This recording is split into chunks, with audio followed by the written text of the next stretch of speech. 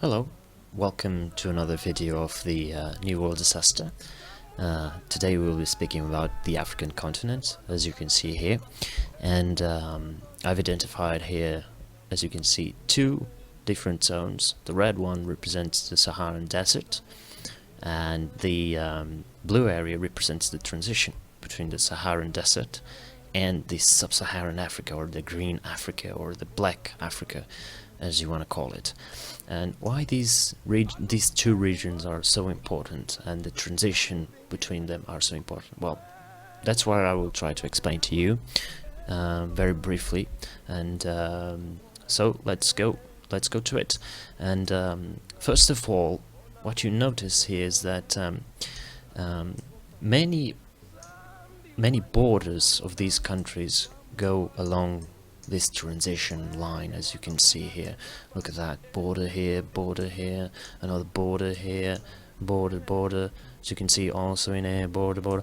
And so what this means is that this is a transition first between countries and populations. So what means is that there is a potential for a clash in here, and this is precisely what is happening, a clash. And for example, this is all desert, all sand desert, and the populations over here, because of climate change, because of changing on the precipitation patterns, what these populations over here need to do is to travel further south in order to obtain resources for their cattle, in order to access drinkable water, and so on. And what happens is that the populations that go further south need to fight for the resources that the other people that are already in here have, and this creates conflict, and this creates disagreements, and this creates many problems. Besides this problem that I've just mentioned, in general terms, these countries here on the north part of Africa are in general Muslim, and these countries, on the other hand, these countries right here on the transition and on the southern part of Africa are Christian or animist. So adding to the conflicts to access basic resources like drinkable water, you have a religious clash. And a good example of that is, of course, Nigeria, which has an ongoing conflict, internal conflict between Muslims in the north and Christians in the coastline.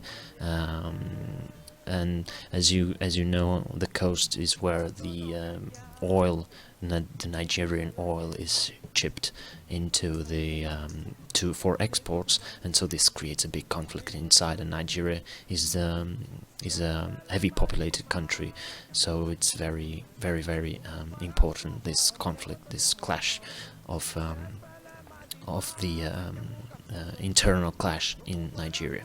And it's a good example of what's going on general terms on this Sahel region here on the blue part. Besides that, what this means is that these countries here are very fragile. They don't have good tribunals, they don't have good police, they don't have good armies, and the rule of law does not apply.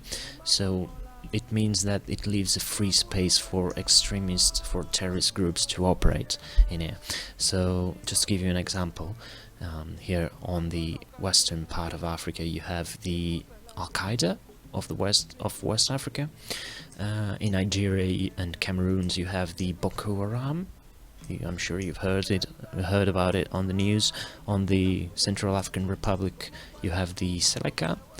In Somalia and Eritrea and Ethiopia you have the Al-Shabaab, which is another terrorist group.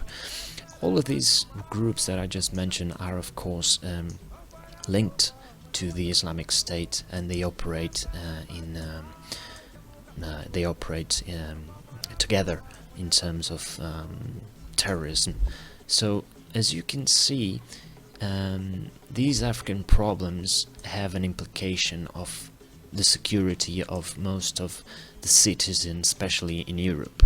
Because what happens is, if you can't find security in here, if you can't find security in here, if you can't find resources, if you don't have a hope for the future, if you don't have economic stability, what you do is to flee, and that's what these populations are making.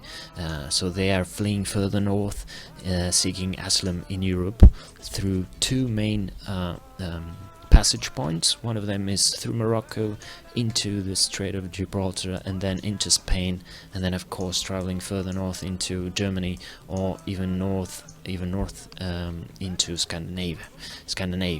The other route for the African migrants, of course, is through Tunisia and then into the Italian islands, for example here Pantelleria, and then right here Lampedusa, as you can see here.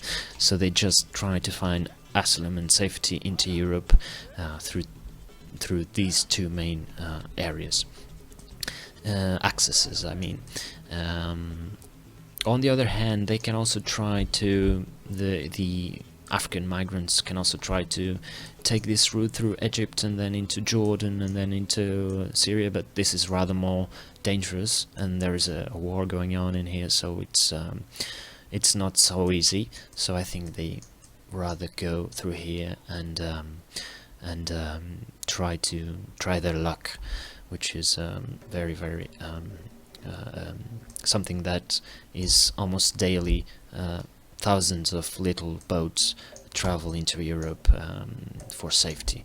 These populations are really struggling. So as you can see, these African problems have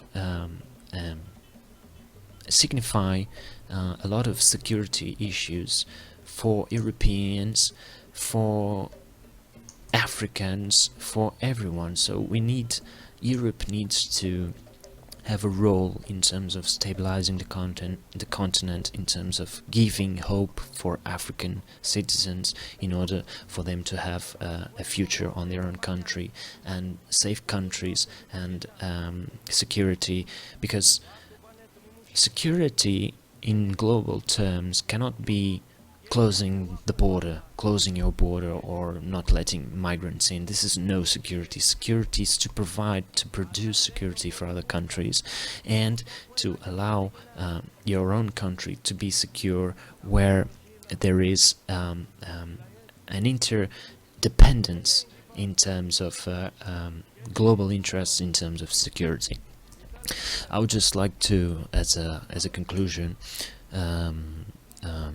mention the role of France in Africa.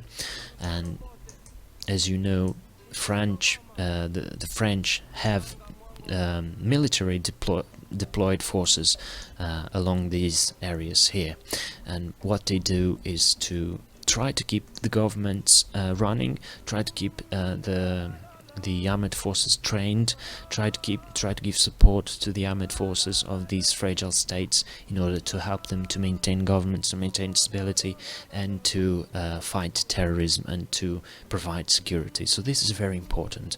If you are interested in the role of France in Africa, you can search on Google. It's called the Operation Barkhane. And so the French have deployed troops here in Côte d'Ivoire, in the Chad, and in Mali, I believe. But so they have a role in sort of stabilizing this area here, which is interesting and is important. But obviously France is also trying to protect their own interests. So this is a little a sensitive matter, but well, I think I've covered some of the issues, some of the problems in the African continent. I hope it was of some use to you, and thank you very much for watching, and I'll see you next time. Thank you.